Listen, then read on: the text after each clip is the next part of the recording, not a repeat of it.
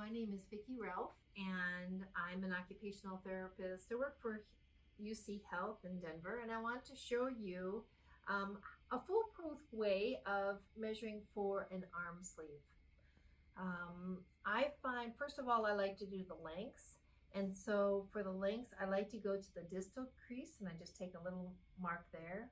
I go to the widest part of the forearm.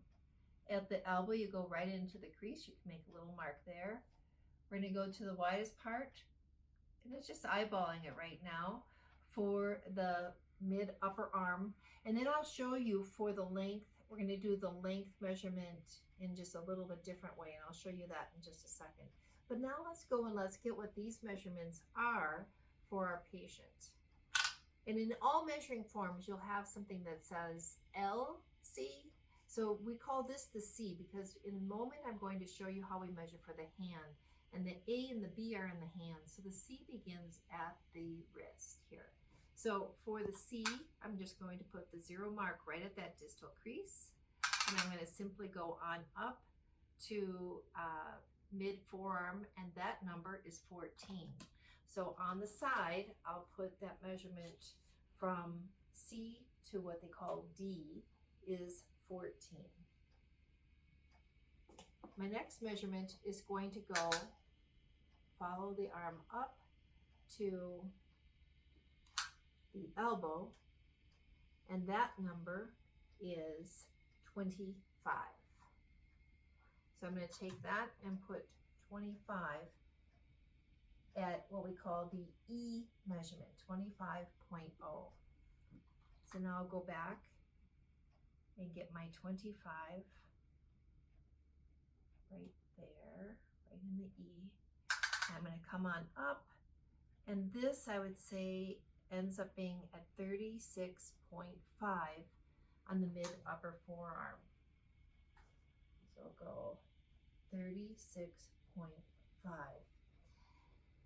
And now to get a length for the correct place of doing this, I often find if I just have the patient, let me have you hang your arm here. Let me just have you move over this way just a little bit. There we go. And if you put a card or a business card right up in the axilla and wrap it around the forearm, I'm wondering if you can turn towards the camera here if we can see. I'm just going to make a mark at the top of the card. That'll give us a good mark of where to mark the length for that measurement.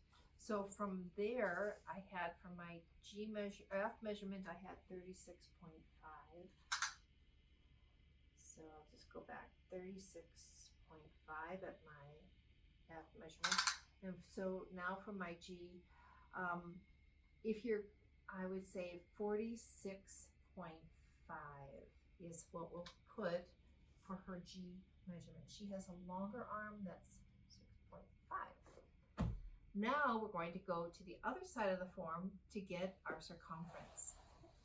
For the circumference at the wrist, we want to go across the bone, the styloid process there, because that's going to give us a bigger measurement. We need to go across the biggest area here, because if it's too tight, if you make your wrist too tight, you're going to notice that the hand is going to blow up. So you've got to make it as big as possible. So we're going to take this, we're going to go over the styloid process here, and just a nice loose measurement, and that number happens to be 15.3. And a trick I'm going to give you is that always add 1 centimeter to this measurement. So this is 15.3. I'm going to make that measurement 16.3. I've just found that even if it's a little loose at that wrist, it's going to make it so it's more comfortable and it doesn't result in more swelling in the hand. Next, we're going to take our mid measurement here, our D measurement, and this, because it's a little bit cushier there, we can give a little bit of resistance. Not a ton of resistance, but just give it a little bit of resistance. So I'm going to just go until I feel just a tiny bit of resistance, and I'm going to say that number is 21. I'll record that as my circumference of D is 21. Now it's important when you do the E measurement, the elbow measurement, you want to go around the olecranon process because we need to have the patient's arm bent as it is at about 30 degrees. And we're going to go around the olecranon process, and that will give us a measurement of 25. Oh, here we go, 25.5. Now, if you have a very fleshier arm, sometimes I'll even go up a little bit, bring it up just to get it, instead of 25, I might make it 27. If it's bigger down here, you just don't want it cutting in at the elbow. So it's important, again, have the patient's elbow bent, go around the olecranon and get what your measurement is. So that what I had said was 25.5. Now we're moving up to the F. And of the whole arm, the F is where I would say is the greatest anchor for holding up the arm sleeve. So this is the one area where we're going to give the most amount of resistance. And just as I'm going to say, let's just pull it 2 or 3 times just to see what we have. And when I pull it and I start getting resistance, I come to 28. So I'm going to put that as my number for F, 28. And then for the a true measurement, actually I'm going to have, I just want the arm hanging down. So this way, I'm going to come around for the G measurement. And just relax the arm. And this should just also be a true measurement. This number comes in at 30. Now, when you have an arm that looks like my patient here, there's no need for you to have to put any silicone at the top there. I would just not add any silicone. It's not needed. Likewise, if you have a leg measurement where the leg is just straight up right at the D measurement, you wouldn't need to have any silicone. If you had an arm that's more of a funnel shape or goes wider at the top, then you're going to need to add silicone. And the options for silicone are inside, 3/4, or on top.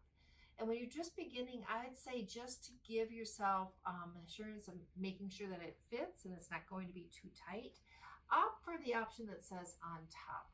I find that that seems to be foolproof. It seems to work pretty well. But again, for an arm of this shape, you would never need to use silicone. I think that gives us all of our options for a full sleeve. Then you would check the box that says CG sleeve. And actually, if I could say, I'd stay away from the ones that say adding straps to the arms and stuff, and the shoulder caps. The idea seems great because sometimes you'll have a lot of swelling that happens at the upper cap here, but they just are hard to get a good fit. So perhaps I would say just stick with a sleeve that goes from C to G, and then teach your patient to do self-manual drainage to drain that fluid into the SCF just by stretching that skin to work that out so it doesn't build up there, as opposed to putting in the shoulder cap.